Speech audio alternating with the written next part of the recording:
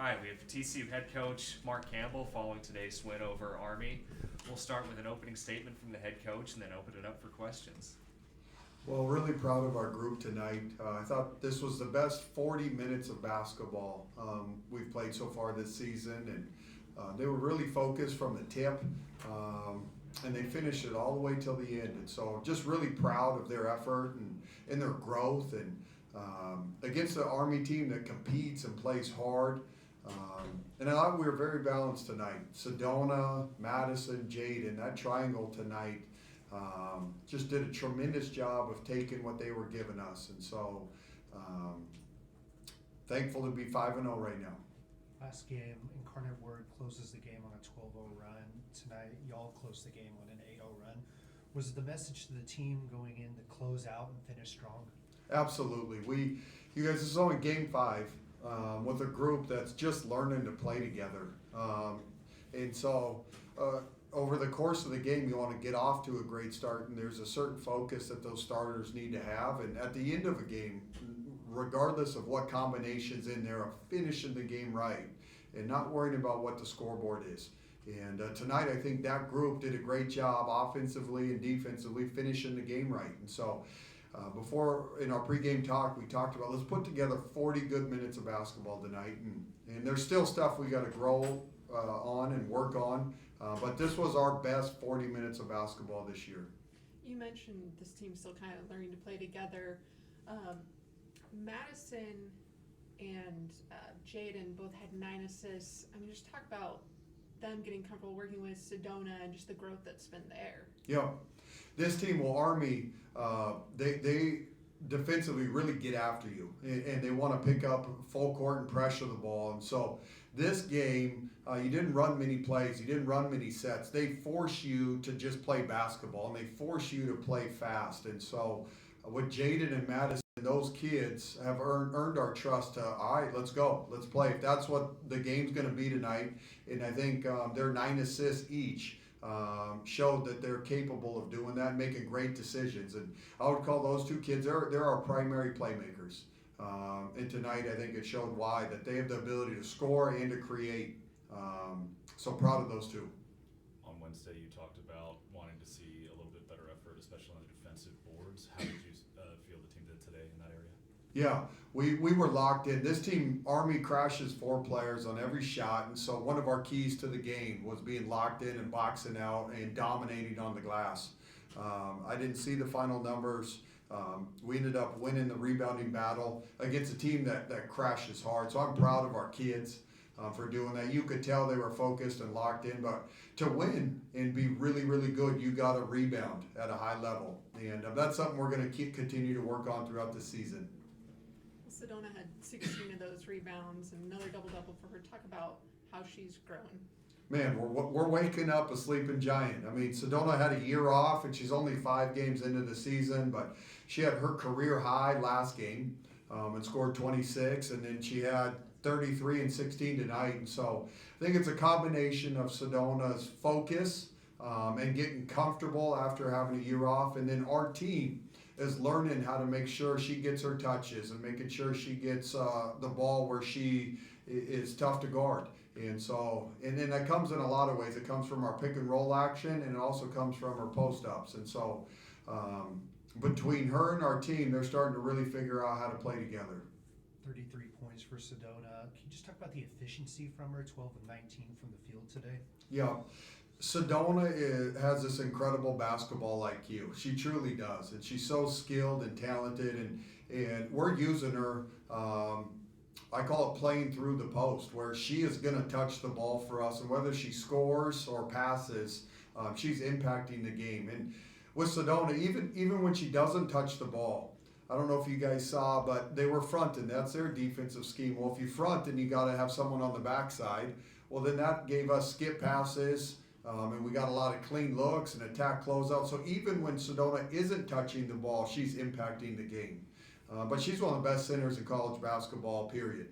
She impacts the game on the defensive end, and she impacts the game every possession on the offensive end. Looks like when they were fronting today, too, you took advantage of that with some pick and roll with Madison. Just how deadly is that when you have someone like Madison and Sedona working that together? Yeah, it's kind of pick your poison with those two. Madison, Sedona pick and roll, and Jaden, Sedona pick and roll.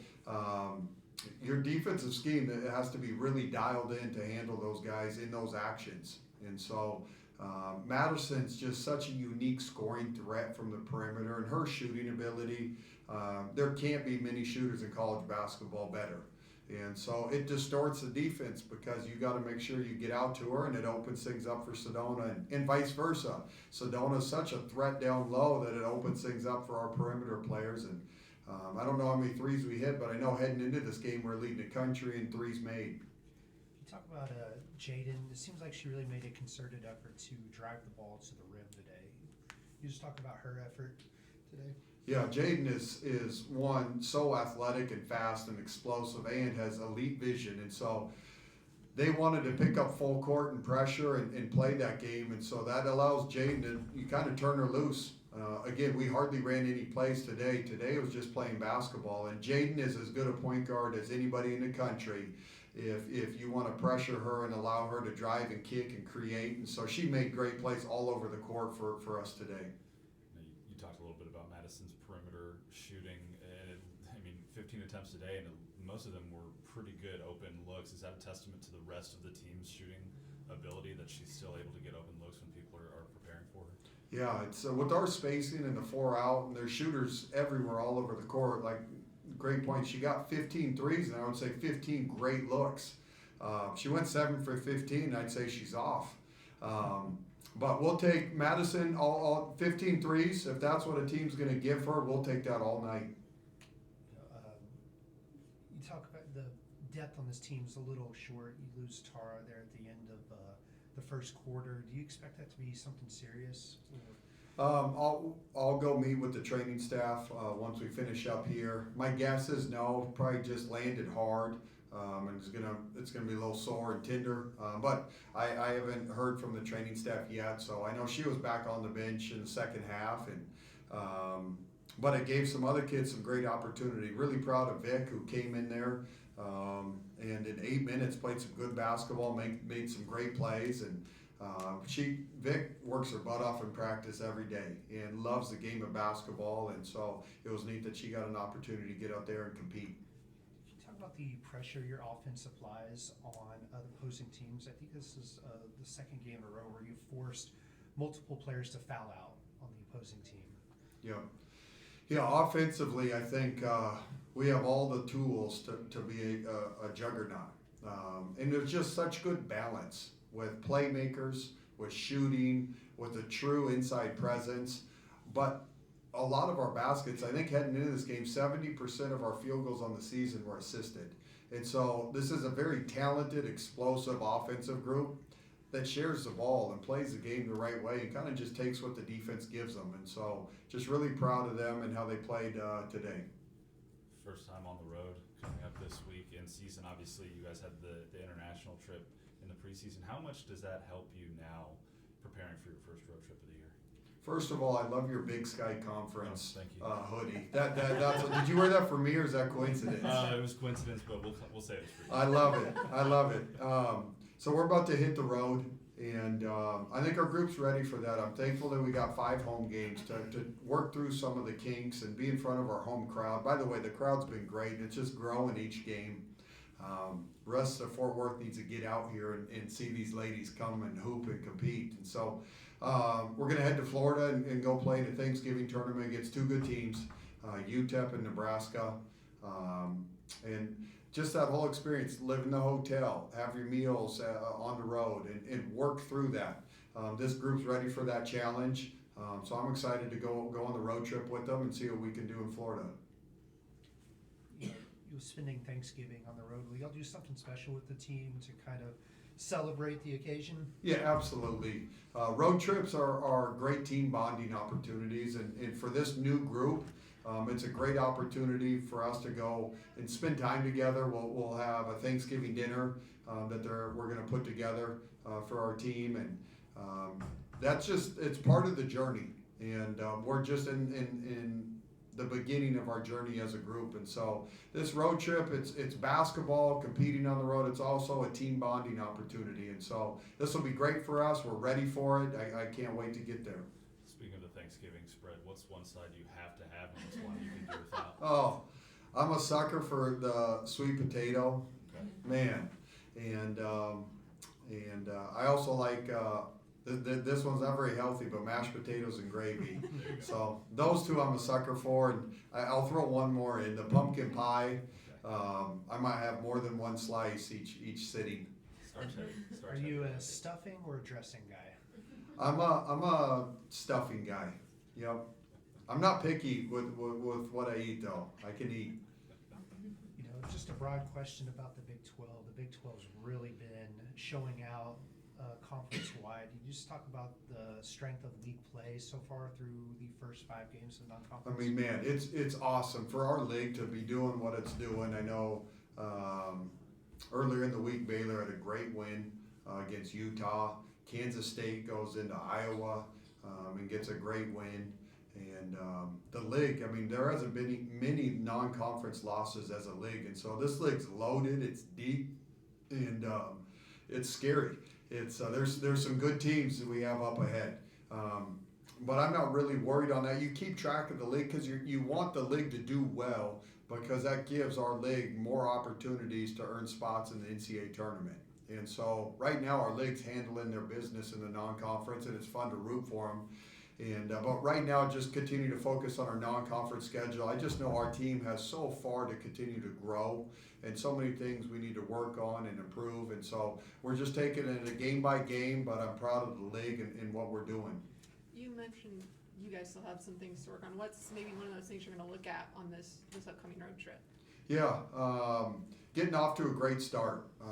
We got to continue to grow in that area of taking care of the ball, making simple plays, and getting off to a great start. Our group, they're so energetic and they love to compete and they're so excited and amped up. And so every game we make some just silly plays at the start. And you can't do that against the good teams. And so getting off to a great start is one. Continue to grow in dominating on the glass. I think that needs to be an area that we're great in, limiting teams to one shot. And then continue to take care of the ball.